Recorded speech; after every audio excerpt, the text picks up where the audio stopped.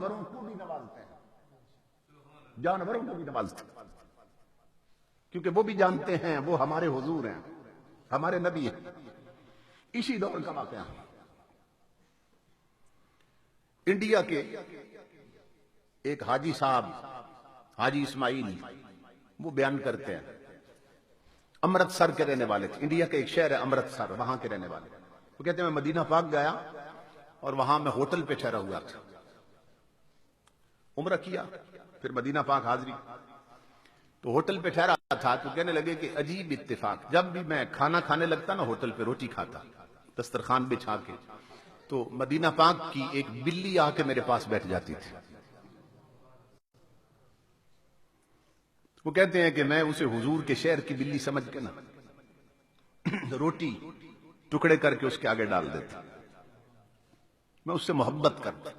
کھانا پہلے اسے کھلاتا پھر خود کھاتا۔ وہ کہتے ہیں ایک دن، کافی دن یوں ہی گزر گئے، جب کھانا کھاتا بلی آ جاتی، میں اسے بھی روٹی ڈالتا، بوٹیاں ڈالتا۔ کہتے ہیں کہ ایک دن میں نے کھانا لگایا تو بلی بھی آ کے بیٹھ گئی، اور میں نا ٹکڑے بنا کے اس کے لیے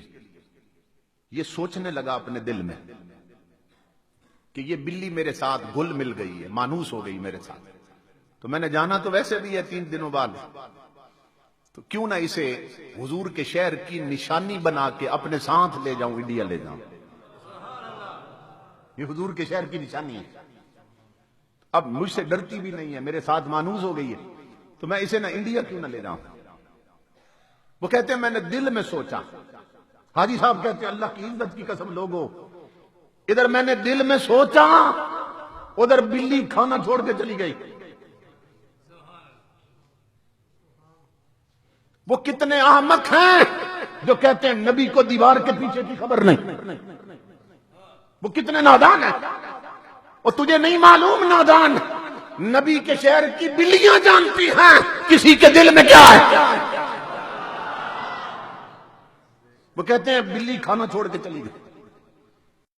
کہتے ہیں مجھے سمجھ نہیں آئی کہ بلی کیوں چلی گئی، اس وقت دھیان نہیں آیا، میں نے کھانا کھایا، ادھر مسجد نبوی میں اذان ہو گئی، میں وہاں نماز پڑھنے گیا، تو میرا معمول تھا کہ ہر نماز کے بعد حضور کی جالیوں پہ سلام پڑھ کے نہ پھر واپس آتا تھا۔ تو حاجی صاحب کہتے ہیں جب میں جالیوں پہ سلام پڑھنے گیا تو وہی بلی جالیوں کے ساتھ لگی بیٹھی تھی۔ وہ کہتے ہیں پھر بھی سمجھ نہیں آئی مجھے اصل راز کیا ہے، کہتے ہیں میں واپس آ گیا، اگلی اذان ہوئی، پھر گیا، پھر سلام پڑھنے آقا کی جالیوں، بلی وہیں بیٹھی، پھر نماز پڑھنے گیا تو بلی وہیں بیٹھی تھی۔ کہتے ہیں میرے دل میں یہ بات آئی، میں سمجھ گیا کہ اس کا مطلب بلی کا پکا ٹھکانہ یہ جالیاں یہاں بیٹھی رہتی، جب بھوک لگتی ہے تو پھر ہوٹلوں پہ چلی جاتی۔ وہ کہتے ہیں مدینہ میں میری آخری رات تھی، اور میں نے پروگرام یہ بنایا تھا کہ سلام پیش کرنا ہے نا، آخری سلام حضور کی بارگاہ میں، جب لوگ وہاں سے آتے ہیں تو وہیں سے نہ بلی پکڑ لوں گا، تو میں نے پنجرہ بھی بنوا لیا تھا بلی کے لیے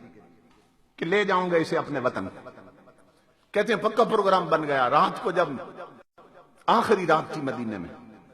جب میں نماز پڑھ کے آیا نا ہوٹل، اپنے کمرے میں سو گیا۔ حاجی صاحب کہتے ہیں لوگوں اللہ کی عزت کی قسم، ادھر میری آنکھ لگی، ادھر خواب میں حضور تشریف لے آئے، امام الانبیاء آ گئے، میں قدموں پہ گرا، میں نے عرض کی اللہ کے حبیب بڑا کرم کر دیا، مجھے آپ نے دیدار عطا کر دیا۔ امام الانبیاء فرمانے لگے حاجی اسماعیل تو اس لائق نہیں تھا کہ تجھے دیدار کرایا جاتا، مگر مجھے آنا پڑا، مگر مجھے آنا پڑا۔ میں نے عرض کیا آقا کیسے آئے؟ امام الانبیاء نے فرمایا میں تجھے حکم دینے آیا ہوں، خود واپس جا سکتے ہو، میرے مدینے کی بلی نہیں لے جا سکتے۔ وہ کہتے ہیں میں نے خواب میں عرض کی رب کے حبیب، میں نے تو بات ہی نہیں کی تھی کسی سے، میں نے تو نام تک نہیں لیا، بتایا نہیں کسی کو کہ میں بلی لے جا رہا ہوں، میرے آقا آپ کو کیسے پتا چلا؟ امام الانبیاء نے فرمایا حاجی اسماعیل آج کی بات نہیں ہے، 3 دن ہو گئے وہ بلی کچھ کھائے پیے بغیر میری جالیوں کے پاس بیٹھی رو رہی ہے، اور رو کر عرض کرتی ہے مدینے والے مجھے تیرے مدینے سے جدا کر رہا ہے، کرم کر دے